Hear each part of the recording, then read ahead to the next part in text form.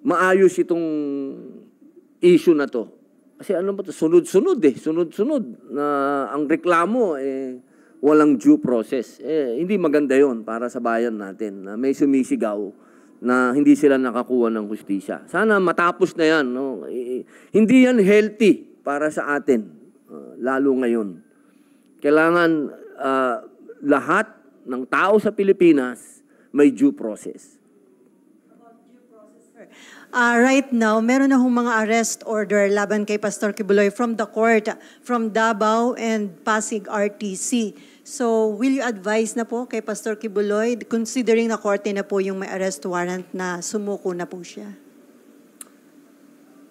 Yan naman po lagi ang ating